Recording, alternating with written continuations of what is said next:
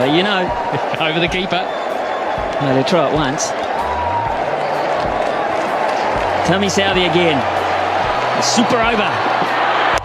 Straight down the ground, and they'll just get the one. And this morning it's going to be express and get back. Could he be run out? No, he's sharp enough. 2 off 1. It wasn't the best of deliveries, but because White looks to go straight, whenever he gets an opportunity, he looks to hit so straight, the high full toss can be quite hard to get in the middle of the bat on. Had he looked to maybe go square or more to mid-wicket, he might have had a chance there.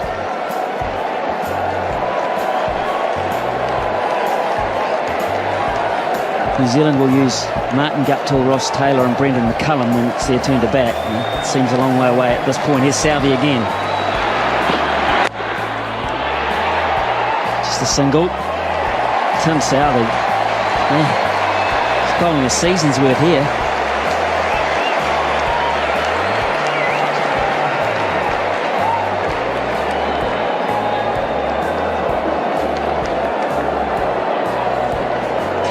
Might be a few people who headed off to try and beat the crowd. You're wondering what all the yelling's about. What are they still doing?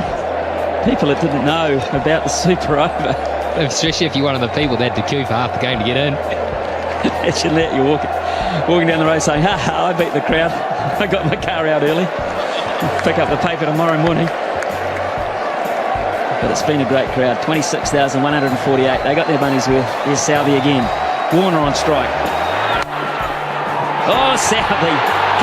He doesn't have to throw it. That's fine. It's a genius. How did he stop this, or did you just get in the way? I reckon he could bat too. Maybe they sent him out to bat. He's trapped that. White wanted to get the strike. Warner wasn't prepared to risk it. So he's bowled 3 balls for 3 runs. And Warner has 3 balls to work his magic. Can he do it? That's big. How big? It's going to be caught. It's going to be taken. Not big enough. Nathan McCullum. Most important thing there, it's a dot ball.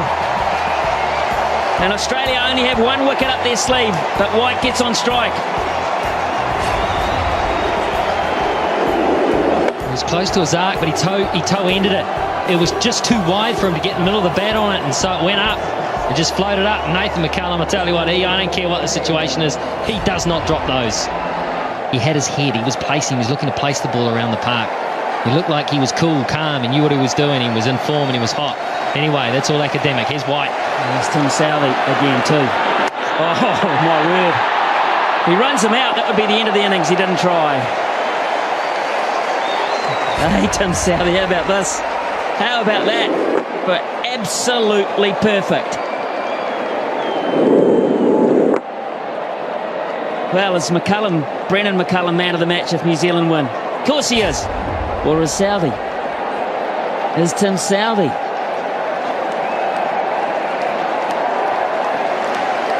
Well, if one super over can do it for you, then maybe he is. 4 overs, none for 44 in regulation, and we're thinking about him as man of the match. Last ball, super over. And that'll only be 1. They'll run again, and mow as well. Hopkins will go, it's hit the batsman. You run the line of the throw, he's perfectly legal. You can do that, Brad Haddon. Protect the wickets you're running towards. 6 off the over, and they're loving Tim Southey. New Zealand have got a royal opportunity here against Sean Tate to win this match. With the stiff hammy. Who's going to say he hasn't? Here's Tate. 7 to win from 6. Chris Gaffney is having the time of his life.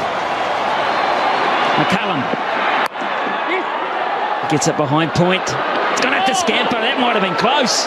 Remember, Australia get 2 wickets, they win. And that might have been really close, Michael Clark. Decided to have a go at it. He knew he had cover. He knew the importance of an early wicket. Oh, it would have been touch and go. That would have been a dead heat. Yeah, Brendan McCullum knew it. So 1 from 1. Good stuff, Sean Tate. Now the strategy, the field placing's probably changed here. The thinking's got to change. Guptill will play. Guptill will look to play down the ground. And maybe go through cover. Oh, that's a shocker. Oh, my goodness. Not even close. Who's feeling it the most? What has happened here? Well, the first ball was a little rough as well. He's just holding on to it. He's obviously feeling the pressure. That is a shocker. Hadden did well to cut that off. 5 from 5. 5 from 5. A bonus for New Zealand there.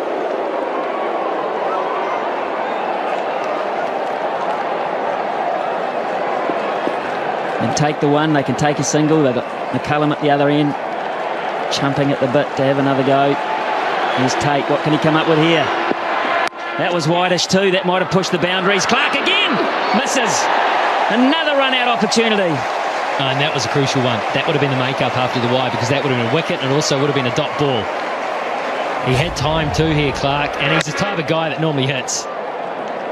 He is such a good cricketer. Guptill gave it everything. He had time to steady himself, take aim. It would have been out. Yeah, it would have. It would have, and I don't think it would have missed by much. Michael Clark doesn't miss very often. Now then, McCullum on strike. 4 to 1, 4 deliveries. Here we go. Gaffney calls it a wide, and they run one as well. McCullum put pressure on by taking the shot on, and Tate has not reacted well to the situation. Well, this ball looked to deflect. Let's have a close look at this, because if he misses it, yeah, I think fair enough. I've seen closer ones than that call. Well, there's no argument from Australia, to be fair. No argument whatsoever. 2 to 1 from 4 balls now.